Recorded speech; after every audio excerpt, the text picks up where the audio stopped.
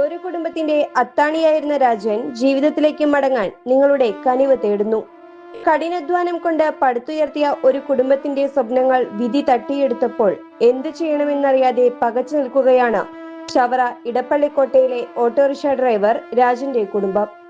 ചവറ സ്റ്റാൻഡിലെ എല്ലാവർക്കും പ്രിയങ്കരനായ രാജൻ സ്ട്രോക്ക് ബാധിച്ച് ചലനശേഷി നഷ്ടപ്പെട്ട് കിടപ്പിലായതോടെ ഒരു കുടുംബത്തിന്റെ മുഴുവൻ പ്രതീക്ഷകളുമാണ് അസ്തമിച്ചിരിക്കുന്നത്.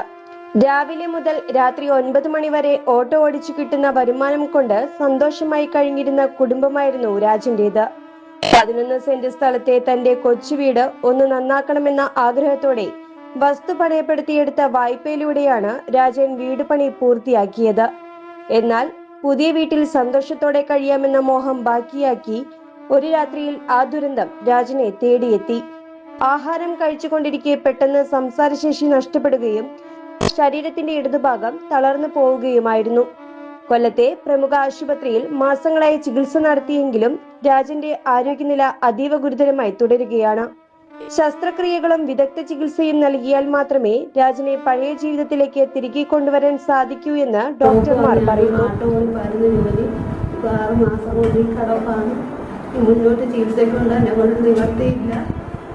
അദ്ദേഹത്തിന് നല്ല ആഹാരം കൊടുക്കാനോ മരുന്ന് മേടിക്കാനോ എന്നെ കൊണ്ട് പറ്റുന്നില്ല. എല്ലാവരെ കൊണ്ടും ഒന്നൊരു സഹായം എനിക്ക് എല്ലാവരോടും ചെയ്ത് തരണം.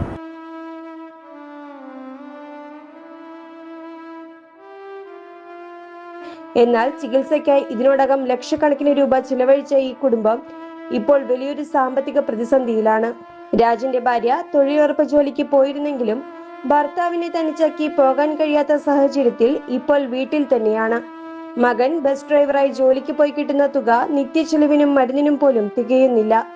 വീട് പണിക്കെടുത്ത ബാങ്ക് ലോണും ചികിത്സാ ചിലവുകളും കൂടിയായപ്പോൾ ഈ കുടുംബം പൂർണ്ണമായും നിസ്സഹായരായി. തങ്ങളുടെ കൂടെ പണിയെടുത്ത സഹപ്രവർത്തകനെ ജീവിതത്തിലേക്ക് തിരികെ എത്തിക്കാൻ ഓട്ടോറിക്ഷ തൊഴിലാളികളും നാട്ടുകാരും കൈകോർക്കുകയാണ്. രാജൻ പഴയതുപോലെ സ്റ്റാൻഡിലേക്ക് മടങ്ങിയെത്തണമെന്നും ആ കുടുംബത്തിന്റെ കണ്ണീരൊപ്പണമെന്നും ആഗ്രഹിക്കുന്ന സുമനസ്സുകളുടെ സഹായം അടിയന്തരമായി ആവശ്യമാണ്. ഈ കുടുംബത്തെ സഹായിക്കാൻ താല്പര്യമുള്ളവർക്ക് താഴെ പറയുന്ന നമ്പറിലോ അക്കൗണ്ടിലോ സഹായങ്ങൾ എത്തിക്കാവുന്നതാണ്. News desk, express news.